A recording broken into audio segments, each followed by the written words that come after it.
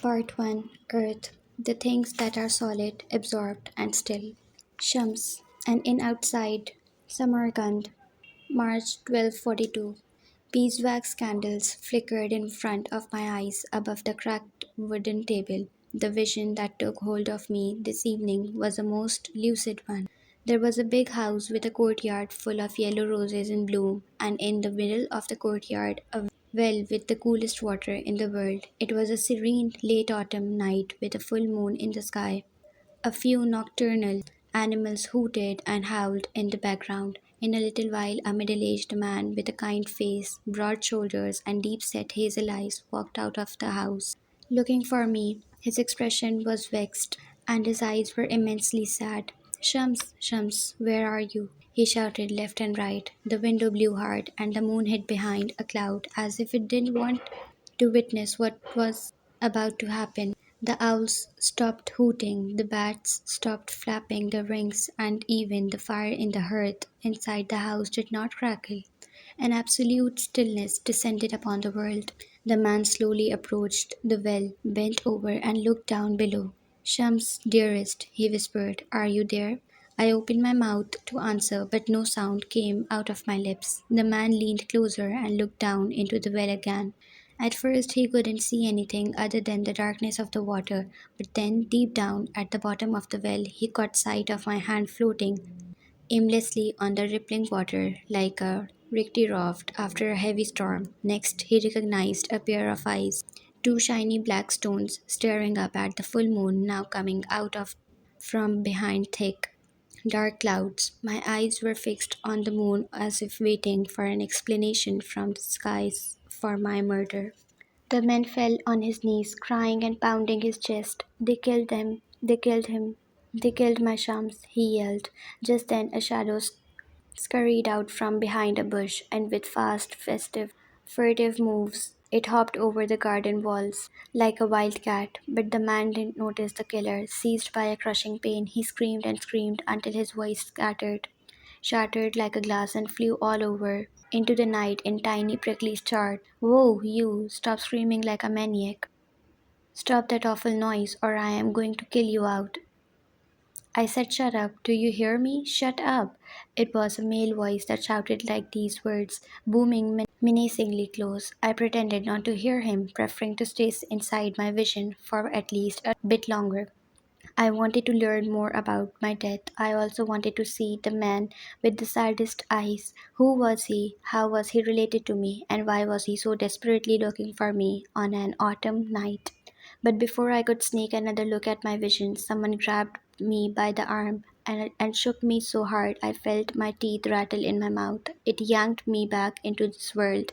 Slowly, reluctantly, I opened my eyes and saw the person standing beside me. He was a tall, corpulent man with a hoary beard and thick mustache, curved and pointy at the tips. I recognized him as the innkeeper. Almost instantly, I noticed two things about him: that he was a man used to intimidating people with tough talk and sheer violence. Right now, he was furious. What do you want? I asked. Why are you pulling my arm? What do I want? The innkeeper roared with a scowl. I want you to stop screaming for starters. That's what I want. You are scaring away my customers. Really? Have I been screaming? I muttered as I managed to pull myself free from his grip. You bet you were. You were screaming like a bear with thorn stuck in its paw. What happened to you? Did you doze off during dinner? You must have a nightmare or something. I knew that this was the only plausible explanation, and if I went along with it, the innkeeper would be satisfied and leave me in peace. Still, I did not want to lie. No, brother, have neither fallen asleep nor had a bad dream, I said. Actually, I never have dreams. How do you explain all that screaming then? The innkeeper wanted to know. I had a vision. That's different. He gave me a bewildered look and sucked on the ends of his mustache for a while. Finally, he said, you dervishes are as crazy as rats in a pantry. Especially you wandering types. All day long you fast and pray and walk under the scorching sun. No wonder you start hallucinating. Your brain is fried. I smiled. He could be right. They say there is a thing. line between losing yourself in God and losing your mind.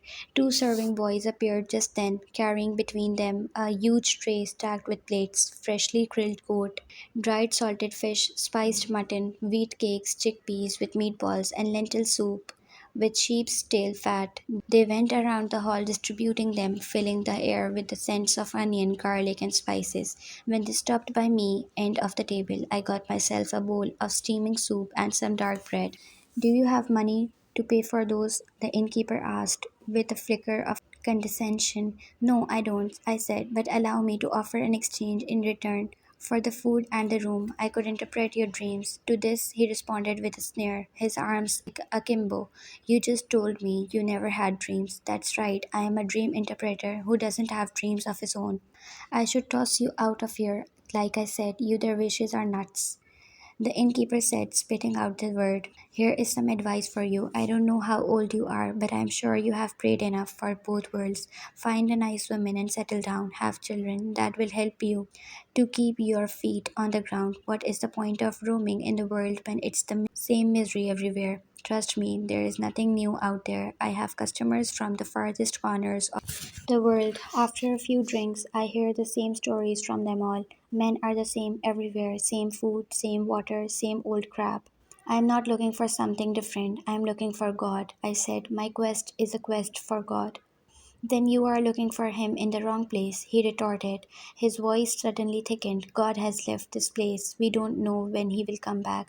My heart flailed away at my chest, wall upon hearing this. When one speaks ill of God, he speaks ill of himself, I said. An odd slanted smile edged along the innkeeper's mouth. In his face, I saw bitterness and indignation, and something else that resembled childish hurt.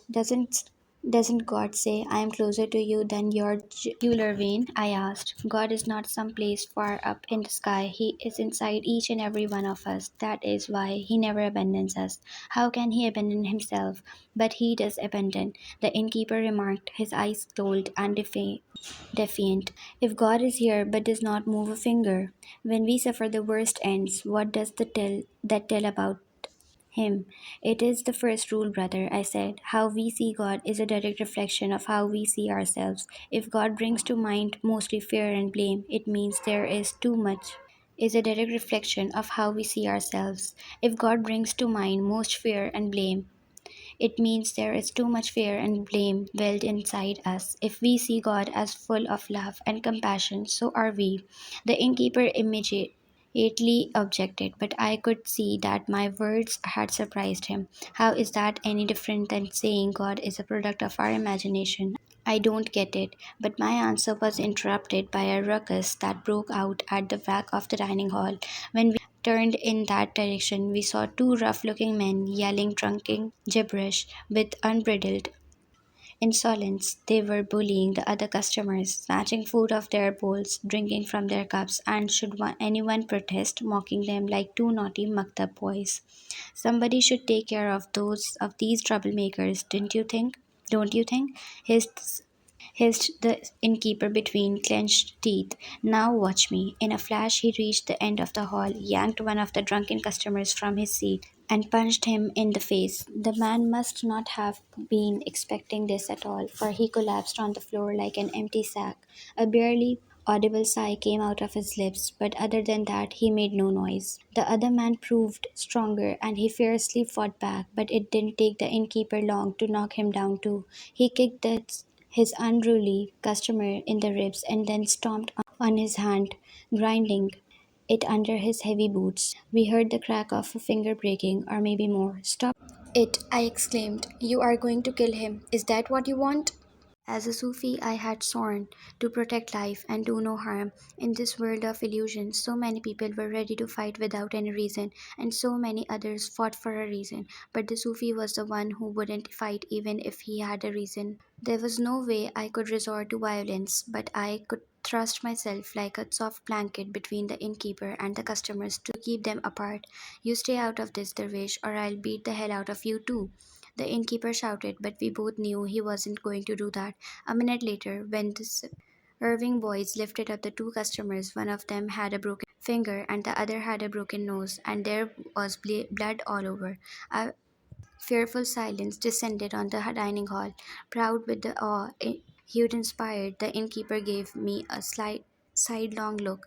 When he spoke again, it sounded as if he were addressing everyone around, his voice soaring high and wild like a marauder bird boasting in the open sky. You see, Dervish, it wasn't always like this. Violence wasn't my element, but it is now. When God forgets about us down here, it falls upon us common people to toughen up and restore justice. So next time you talk to him, you tell him that, let him know that when he abandons his lambs, they won't meekly wait to be slaughtered. They will turn into wolves. I shrugged as I motioned toward the door. You are mistaken. Am I wrong in saying I was a lamb once and have turned into a wolf? No, you got that right. I can see that you have become a wolf indeed, but you are wrong in calling what you are doing justice. Wait, I haven't finished with you. The innkeeper shouted behind my back. You owe me in return for food and bed. You were going to interpret my dreams. I'll do something better, I suggested. I'll read your palm. I turned back and walked toward him, looking hard into his burning eyes, instinctively, distrustfully. He flinched still when I grabbed his right hand and turned his palm up. He didn't push me away. I inspected the lines and found them deep, cracked, marking uneven paths. Bit by bit, the colors in his aura appeared to me, a rusty brown and a blue so pale as to be almost gray. His spiritual energy was hollowed out and thinned around the edges, as if it had no more strength to defend itself against the outside world. Deep inside, the man was no more alive than a wilting plant. To make up for the loss of his spiritual energy, he had doubled up his physical energy, which he used in excess. My heart beat faster, for I had started seeing something, at first dimly, as if behind a veil. Then, with increasing clarity, a scene appeared in front of my eyes, a young woman with chestnut hair, bare feet with black tattoos, and an embroidered red shawl draped over her shoulders. You have lost a loved one, I said, and took his left palm in my hand, her breast swollen with milk and her belly so huge it looks as if it could rip apart. She is stuck in a hut on fire. There are warriors around the house, riding horses with silver gilded saddles. The thick smell of burning hay and human flesh. Mongol riders, their noses flat and wide, necks thick and short, and hard as rocks, the mighty army of Genghis Khan. You have lost two loved ones, I corrected myself. Your wife was pregnant with your first child. His eyebrows clamped down, his eyes fixed on his leather boots, and his lips tightly pursed. The innkeeper's face creased into an unreadable map. Suddenly he looked old beyond his years. I realized that it's no consolation to you, but I think there is something you should know, I said. It wasn't the fire or the smoke that killed her.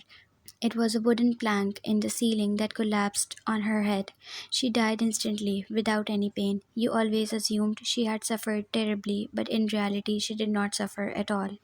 The innkeeper furrowed his brow, bowed under a pressure only he could understand. His voice turned raspy as he asked, How do you know all that? I ignored the question. You have been blaming yourself for not giving her a proper funeral. You still see her in your dreams, crawling out of the pit she was buried in. But your mind is playing games with you. In truth, your wife and son are both fine, traveling in infinity, as free as a speck of light. I then added, measuring each word, You can become a lamb again because you still have it in you. Upon hearing this, the innkeeper pulled his hand away as if he had just touched a sizzling pan. I don't like you, Dervish, he said. I let you stay here tonight, but make sure you are gone early in the morning. I don't want to see your face around here again. It was always like this. When you spoke the truth, they hated you. The more you talk about love, the more they hated you.